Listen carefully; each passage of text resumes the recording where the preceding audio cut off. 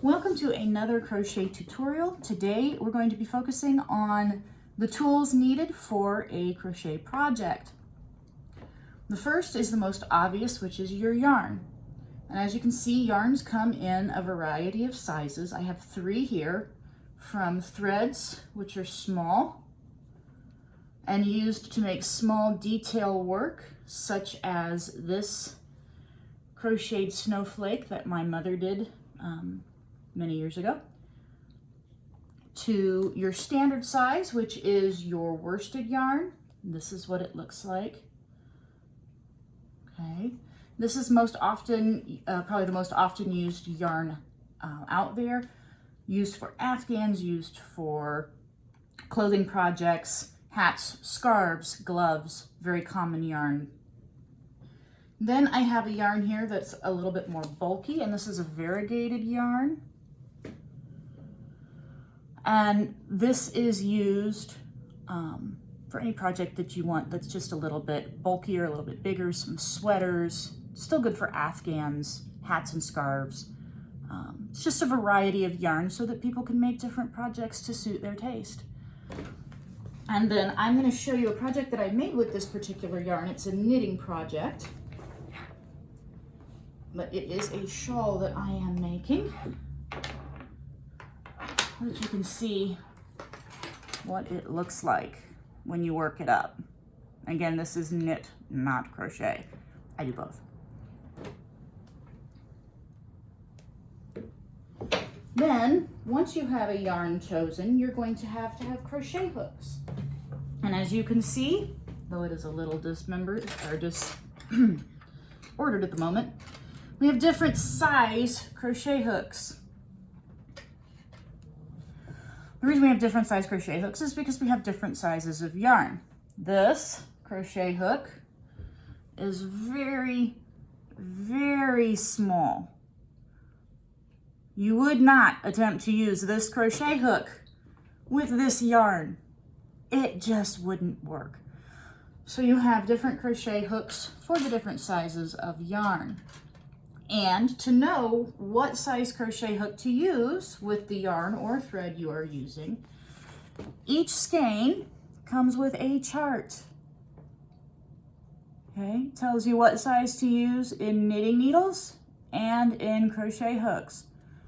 Now, obviously that will vary depending on the person doing the crochet. Some people crochet tighter, some people crochet looser.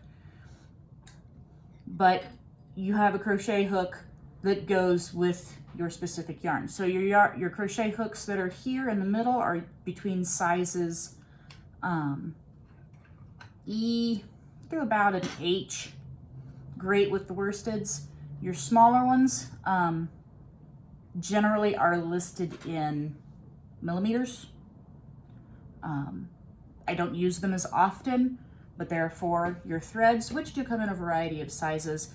And then you have these really large hooks for your bulky yarns.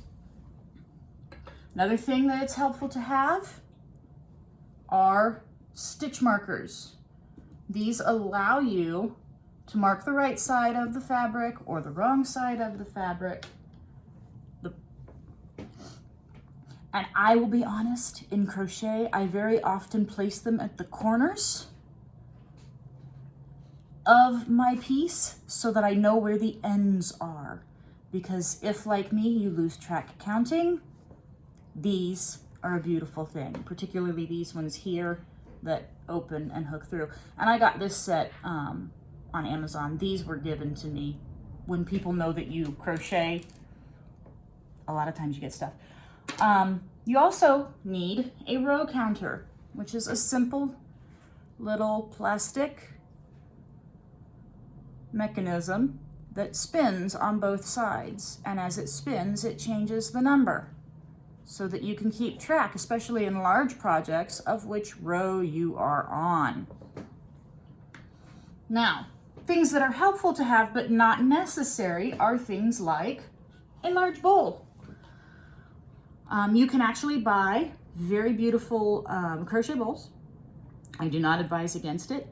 I just happen to be a bit of a cheapskate, and since I have plenty of bowls around my house, I just use a bowl that I have. I will caution you against using glass, plastic, or metal are much better, because if you would happen to knock them off the table, you don't break them.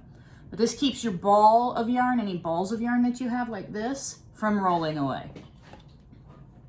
Another thing that I like to have, but is not necessary, a nail file and some lotion, because if my nails are snaggly and I get caught up in my yarn, particularly this wispy kind of stuff, drives me nuts. So I keep a nail file and some lotion in with my other tools.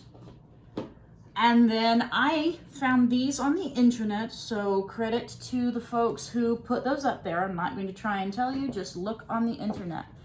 This is a chart. At the top, it lets you know the different weights of the yarn, both by name and number. And then if you follow it down, you have the size of knitting needles that you would use, recommended for that yarn. And down here, crochet hooks. Now I printed these out for the people in my class just so that they would have a cheat sheet. And then these are common abbreviations in crochet patterns. This again, found online. Thank you so much to the nice folks who put that out there. Just go online and type in crochet abbreviations for beginners, and you can find a chart like this as well. I also laminate them just so that they're a little more sturdy. And last but not least, and again, not necessarily necessary, is a pattern. Give me a moment. Laminated things slide. Okay, you can get patterns in books. You can get patterns in just pages online. You can look online. A lot of nice companies will put up free patterns for their yarn. So you can actually find a pattern that works with the type of yarn that you like. And the patterns give you the instructions on how to do it. And pattern books will also give you stitch guides, such as this, and show you with pictures how to do that. Okay. Now, I say that a pattern is not necessarily necessary, and here is the reason why. I have made many Afghans that I literally just double crocheted across and double crocheted back. So a pattern is not necessary, but obviously if you're making something like a sweater, if you're making something like a hat or anything with a design in it, you want to have a pattern. So none of this stuff is expensive. Hooks and stitch markers and even row counters come in packs. You can find them online. You can find them at your local craft store. So just wanted to give you a rundown of the materials needed. See you next time.